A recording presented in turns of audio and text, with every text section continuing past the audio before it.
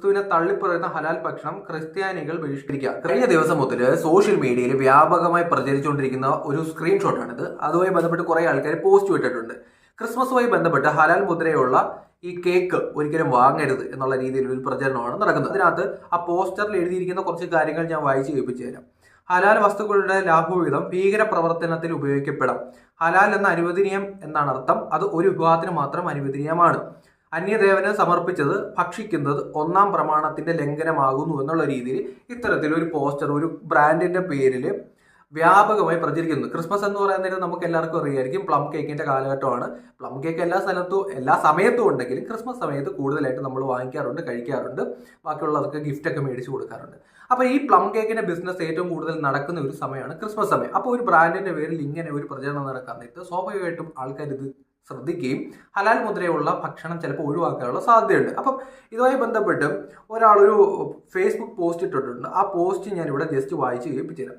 ആന്റണി എന്ന് പറയുന്ന ഒരു പ്രൊഫൈലാണ്, ഫേക്ക് പ്രൊഫൈലല്ല. ഞാൻ കയറി നോക്കി, ആ പ്രൊഫൈലിനകത്ത് വന്നത് ഇങ്ങനെയാണ്: ഹലാൽ കേക്ക്, ക്രിസ്മസിന് ഹലാൽ കേക്കുകൾ ഉപേക്ഷിക്കുക, ക്രിസ്തീയ വിശ്വാസം സംരക്ഷിക്കുക, ഒന്നാം പ്രമാണം പാലിക്കുക, ഹലാൽ ഭക്ഷണം ക്രിസ്ത്യാനികൾക്ക് നിഷിദ്ധമാണ്, എതിരാണ്, ഒന്നാം പ്രമാണത്തിന് ലംഘനമാണ്, അള്ളാഹുവിന്റെ നാമത്തിൽ ബലിയർപ്പിക്കുന്ന ക്രിസ്തുവിനെ തള്ളിപ്പറയുന്ന ഹലാൽ ഭക്ഷണം ക്രിസ്ത്യാനികൾ ബഹിഷ്കരിക്കുക, ക്രിസ്ത്യാനികളുടെ മതവിശ്വാസം ഏറ്റുപറയാനും പ്രചരിപ്പിക്കുവാനും മതവിശ്വാസം പാലിക്കണമെന്ന് ആഹ്വാനം ചെയ്യുവാനും ഇതര മതവിശ്വാസികളോട് വിയോജിക്കുവാനും ക്രിസ്തീയ മതവിശ്വാസം സംരക്ഷിച്ചുകൊണ്ട് ഉറച്ച നിലപാടെടുത്ത് ജീവിക്കുന്നതിനും ഓരോ ക്രിസ്ത്യാനിക്കും ഇന്ത്യൻ ഭരണഘടന സ്വാതന്ത്ര്യം നൽകിയിട്ടുണ്ട് എന്നുള്ള രീതിയിൽ ഈ കുറിപ്പ് തുടങ്ങുന്നത്. അതിനുശേഷം കുറച്ച് ഇവർ ഈ പ്രമാണത്തിന്റെ കാര്യം പറഞ്ഞില്ലേ, ഇപ്പം ബൈബിളിലുള്ള കുറച്ച് വാക്യങ്ങളൊക്കെ പുള്ളിക്കാരൻ കൊടുക്കുന്നുണ്ട്. ഞാനത് പൂർണ്ണമായിട്ട് വായിക്കുന്നില്ല. അപ്പം അത് പറയുന്നത് എന്താ വെച്ചാൽ, മറ്റൊരു ദൈവത്തിന് കൊടുത്തത് ക്രിസ്ത്യാനികൾ കഴിക്കേണ്ടതില്ല, അല്ലെങ്കിൽ മറ്റൊരു ദൈവത്തിന്റെ പേരിൽ അർപ്പിച്ചത് ക്രിസ്ത്യാനികൾക്ക്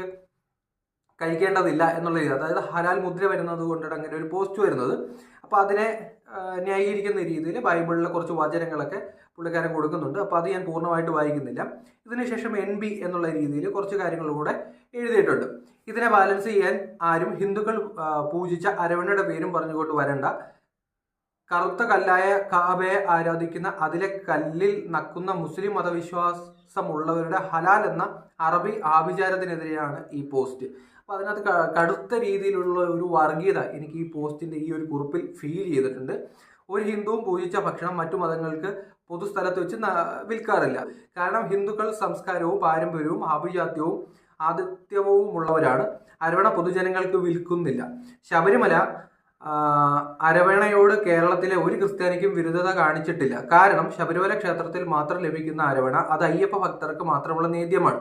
അല്ലാതെ പൂജാ സ്റ്റോറിലോ ബേക്കറിയിലോ ഹോട്ടലിലോ മറ്റു ക്ഷേത്രങ്ങളിലോ ഒന്നും ഹിന്ദുക്കൾ അരവണ വിൽക്കുകയില്ല, വിൽക്കാൻ സാധിക്കില്ല. അതുപോലെ തന്നെയാണ് അമ്പലപ്പുഴ പാൽപ്പായസവും. അത് വിശ്വാസികൾക്കും അതിൽ വിശ്വസിക്കുന്നവർക്കും മാത്രമുള്ളതാണ്, അല്ലാതെ പൊതുസ്ഥലങ്ങളിൽ കച്ചവടത്തിന് വിൽക്കുന്ന ഒരു പൊതുഭക്ഷണമല്ല. മതേതരത്വം മതത്തിന്റെ പേരിൽ നമ്മളെ ആക്രമിക്കാൻ പഠിപ്പിക്കാത്ത മതത്തോട് മാത്രമേ പറ്റൂ. മതത്തിന് വേണ്ടി തിന്മ ചെയ്യാൻ പഠിപ്പിക്കുന്ന മതങ്ങളുമുണ്ട്.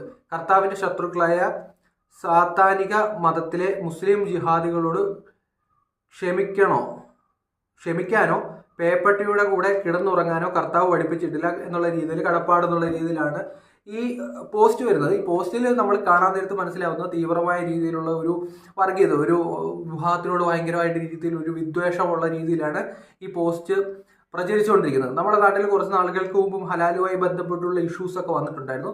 പക്ഷേ ഇപ്പം ഈ ക്രിസ്മസ് സമയത്ത് ഒരു കേക്കിനെതിരെ ഹലാൽ മുദ്രയുണ്ടെന്നുള്ള രീതിയിൽ ഒരു ബഹിഷ്കരണം നടന്നു കഴിഞ്ഞാൽ സ്വാഭാവികമായിട്ടും ആ കമ്പനിക്ക് ഉണ്ടാകുന്നത് വലിയ നഷ്ടമായിരിക്കും. കാരണം ക്രിസ്മസ് സമയത്ത് എന്തായാലും മുസ്ലിം കമ്മ്യൂണിറ്റിപ്പെടുന്ന ആൾക്കാർ ഈ ഹലാൽ പ്രോഡക്റ്റ് ആയിട്ടുള്ള ഈ കേക്ക് വാങ്ങി കഴിക്കുന്നതിൻ്റെ എണ്ണമൊക്കെ വളരെ കുറവായിരിക്കും. അപ്പം ക്രിസ്മസ് ഒന്നും അത്ര വലിയ രീതിയിൽ മുസ്ലിം കമ്മ്യൂണിറ്റിപ്പെടുന്ന ആൾക്കാരൊന്നും ആഘോഷിക്കാനുള്ള ഒരു ഇടമായിട്ട് എനിക്ക് തോന്നുന്നില്ല. കൂടുതലും ഈ ക്രിസ്മസ് ആഘോഷിക്കുന്നത് ഹിന്ദുസും അതുപോലെ തന്നെ കേരളത്തിലെ ക്രിസ്ത്യൻസും ആയിരിക്കും. അപ്പോൾ അവരിലേക്ക് ഈ ഒരു പോസ്റ്റ് എത്തുമ്പോൾ ഈ ഹലാൽ മുദ്ര നോക്കിയിട്ട് അവർ വാങ്ങാതിരുന്നു കഴിഞ്ഞാൽ ഒരു കമ്പനിയുടെ വലിയൊരു നഷ്ടത്തിലേക്ക് അത് പോവുകയും ചെയ്യും. ഇനി എന്താണ് ഹലാൽ? അല്ലെങ്കിൽ കുറച്ച് നാളുകൾക്ക് മുമ്പ് ഹലാലുമായി ബന്ധപ്പെട്ട് വലിയ വിവാദങ്ങൾ ഉണ്ടാകുന്നു. ഇതൊരു ബിസിനസ്സാണ്. ഇപ്പം ഈ ഹലാൽ മുദ്ര എന്ന് പറയുന്നത് പ്രൈവറ്റ് ആയിട്ട് കിട്ടുന്നതാണ്. ഇപ്പം അതിന് കുറേ ഏജൻസികളൊക്കെ ഇന്ത്യയിലുണ്ട്. അതിൽ രജിസ്റ്റർ ചെയ്ത് കഴിഞ്ഞാൽ ഹലാൽ മുദ്ര നമുക്ക് വെക്കാൻ പറ്റും. ഈ ഹലാൽ മുദ്ര വെക്കാൻ നേരത്തെ എന്താ സംഭവിക്കുന്നത് വെച്ചാൽ, ഈ അനുവദനീയമായത് എന്നുള്ളതാണ് ഹലാൽ എന്നുകൊണ്ട് ഉദ്ദേശിക്കുന്നത്. അതപ്പം മുസ്ലിം വിഭാഗത്തിൽപ്പെടുന്ന ആൾക്കാർ ഈ ഹലാൽ മുദ്ര ഉണ്ടെന്നുണ്ടെങ്കിൽ ആ കടകളിലേക്ക് കയറും. അപ്പോൾ ആ കടകളിലേക്ക് വരും. സത്യം പറഞ്ഞാൽ ഇതൊരു മതപരമായ ഒരു വേർതിരിവ് ഉണ്ടാക്കുന്ന ഒരു കലാപരിപാടിയായിട്ടാണ് എനിക്ക് ഫീൽ ചെയ്തത്. ഇപ്പോൾ ഹലാൽ എന്ന് വെക്കുന്നു, കുറച്ച് നാളെ ക്രിസ്ത്യൻസ് ആയിട്ട് വന്നിട്ടുള്ളത് ക്രിസ്തുവിൻ്റെ ഏതെങ്കിലും ഒരു മുദ്ര വെച്ച് കഴിഞ്ഞാൽ ക്രിസ്ത്യാനികളെല്ലാം ക്രിസ്ത്യാനികളെ കയറും. നാളെ ഹിന്ദുസ് ആയിട്ടുള്ള ആൾക്കാരെല്ലാം വന്നിട്ട് ഏതെങ്കിലും ഒരു ഹിന്ദു മുദ്ര വെച്ച് കഴിഞ്ഞാൽ ഹിന്ദുക്കളാണ് ഇവിടെ പാചകം ചെയ്യുന്നത്, ഹിന്ദു ആചാരപ്രകാരമാണ് ഇവിടെ ഫുഡ് ഉണ്ടാക്കുന്നത്, ഹിന്ദുക്കളാൽ നടത്തപ്പെടുന്ന ഒരു കടയാണ്. ഇപ്പം നമ്മൾ പറയത്തില്ലേ, നോർത്ത് ഇന്ത്യയിലൊക്കെ ഈ അടുത്ത സമയത്ത് കണ്ടായിരുന്നു ഒരു കൊടി കൊണ്ട് വെക്കുന്ന ഒരു വിഷയമല്ലേ, ഹിന്ദു കടകളുടെ മുമ്പിൽ ഒരു കൊടി, അല്ലെങ്കിൽ മുസ്ലിം കടകളുടെ മുമ്പിൽ മുസ്ലിം എന്നുള്ള പേരിൽ. ഇതിൻ്റെ മറ്റൊരു വേർഷനാണ് ഈ ഹലാൽ മുദ്ര എന്ന് പറയുന്നത്. ഇപ്പം ഹലാൽ മുദ്ര ഒരു പൊതുജനങ്ങൾക്കിടയിൽ പ്രവർത്തിക്കുന്ന ഒരു സ്ഥാപനത്തിൽ വെക്കുമ്പോൾ അത് നമ്മൾ നോർത്ത് ഇന്ത്യയിൽ കൊടി വെക്കുന്നതിൻ്റെ മറ്റൊരു വേർഷനാണ്. ഇപ്പം ഹലാൽ മുദ്ര വെക്കുമ്പോൾ എന്താണ് ഉദ്ദേശിക്കുന്നത്, ഇവിടെ മുസ്ലിംസിൻ്റെ ഒരു പ്രത്യേക രീതിയിലുള്ള ഫുഡ് കിട്ടുന്നുണ്ട്, സർട്ടിഫിക്കേഷൻ ഉള്ള ഹോട്ടലാണ്, അവിടെ മുസ്ലിംസ് ആയിട്ടുള്ള ആൾക്കാരാണ് അത് പാചകം ചെയ്യുന്നത്, അല്ലെങ്കിൽ അവരുടെ ഒരു പ്രൊസീജിയർ ഉണ്ടല്ലോ ഈ ഹലാൽ ആക്കുന്നതിൻ്റെ. അപ്പോൾ ആ പ്രൊസീജിയർ ചെയ്യണമെങ്കിൽ സ്വാഭാവികമായിട്ട് ഒരു മുസ്ലിം ആയിരിക്കണമല്ലോ അവിടെ പാചകം ചെയ്യുന്നത്, അല്ലെങ്കിൽ കോഴി അറക്കുന്നത്, അതുമായി ബന്ധപ്പെട്ടുള്ള കാര്യങ്ങളൊക്കെ ചെയ്യുന്നത്. അപ്പം അങ്ങനെ ഈ തൊഴിലിടത്ത് അല്ലെങ്കിൽ സാമ്പത്തിക മേഖലയിൽ ജസ്റ്റ് ഒരു ബിസിനസ്സാണ് ഇവർ ഉദ്ദേശിക്കുന്നതെങ്കിൽ പോലും പക്ഷെ കടുത്ത മത ധ്രുവീകരണമുണ്ട്. അപ്പം നോർത്ത് ഇന്ത്യയിൽ നമ്മൾ പറഞ്ഞില്ലേ കൊടി വെക്കുന്നത്, ഹിന്ദു കടകൾക്ക് മുമ്പിൽ ഒരു കൊടി വെക്കണം, അല്ലെങ്കിൽ അവരുടെ പേര്, മുസ്ലിംസ് ആണെങ്കിൽ നിങ്ങളുടെ പേര് പറയണം. അപ്പം അതെന്താ ഉദ്ദേശിക്കുന്നത്, കൊടി കാണാൻ നേരത്ത് ഹിന്ദുസ് എല്ലാം കൊടിയുള്ള കടയിൽ കയറണം, അല്ലെങ്കിൽ മുസ്ലിംസിൻ്റെ പേര് കാണാൻ നേരത്ത് ഒഴിവാക്കണം എന്നുള്ള രീതിയിലായിരിക്കും നോർത്ത് ഇന്ത്യയിൽ ഉദ്ദേശിക്കുന്നതെങ്കിൽ ഇതിൻ്റെ ഒരു ബിസിനസ്, ഒരു പ്രബുദ്ധ കേരള മോഡൽ അല്ലെങ്കിൽ അത്തരത്തിലുള്ളൊരു മോഡലാണ് ഈ ഹലാൽ മുദ്ര. ഇപ്പം ആലോചിച്ചു, ക്രിസ്മസ് കേക്കിനകത്ത് ഈ ഹലാൽ മുദ്ര വെക്കുന്നു, അതെന്താ ഉദ്ദേശിക്കുന്നത്, മുസ്ലിംസ് ആയിട്ടുള്ള ആൾക്കാർ ബാക്കിയുള്ള കേക്കുകൾ ഇരിക്കാൻ നേരത്തെ ഇപ്പോൾ പല കേക്കുകളുണ്ട്, ഹിന്ദുസിൻ്റെ കമ്പനിയുണ്ട്, മുസ്ലിംസിൻ്റെ കമ്പനിയുണ്ട്, അതുപോലെ തന്നെ ക്രിസ്ത്യൻസിൻ്റെ കമ്പനിയുണ്ട്.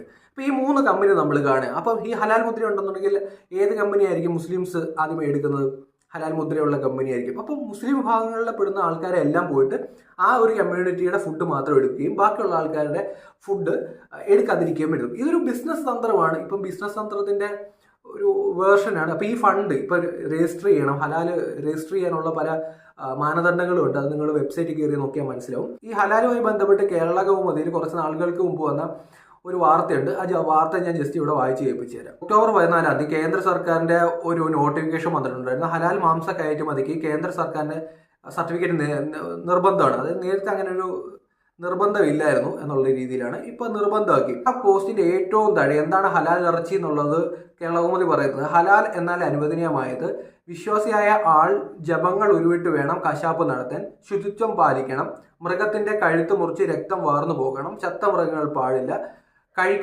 കഴിക്കുന്നവരും ഹലാൽ എന്ന് ഉറപ്പാക്കണം. ഇതാണ് ഹലാൽ എന്നുള്ള രീതിയിൽ കൊടുത്തിരിക്കുന്നത്. ഇതിന്റെ രജിസ്ട്രേഷൻ ചാർജ് കാര്യങ്ങളൊക്കെ കൊടുത്തിട്ടുണ്ട്.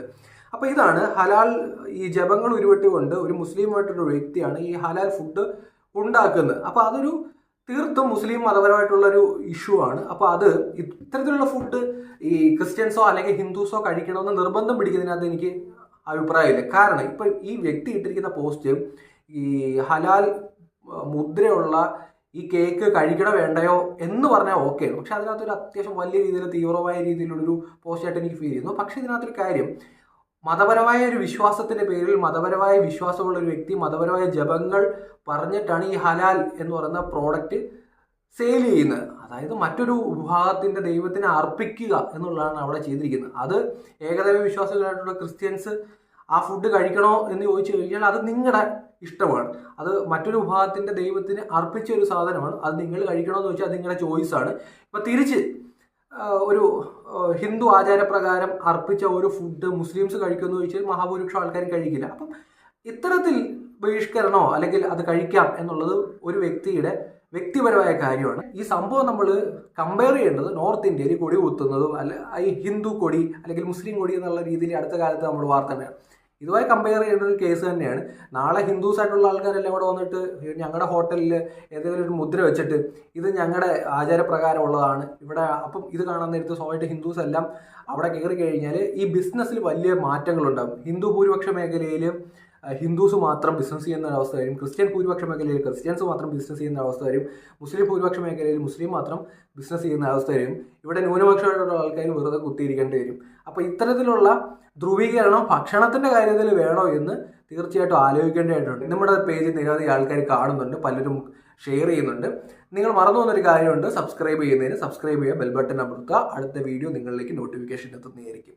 ഹലാൽ കഴിക്കണോ വേണ്ടയോ എന്നുള്ളത് ഓരോരുത്തരുടെ വ്യക്തിപരമായ തീരുമാനമാണ്. പക്ഷേ ധ്രുവീകരണം ഉണ്ടാക്കുന്ന രീതിയിൽ പോസ്റ്റ് ഇടുന്നതിന് എനിക്ക് യോജിപ്പില്ല. പക്ഷെ ഓരോ വിശ്വാസിക്കും വേണോ വേണ്ടയോ എന്ന് തീരുമാനമെടുക്കാനുള്ള സ്വാതന്ത്ര്യമുണ്ട്.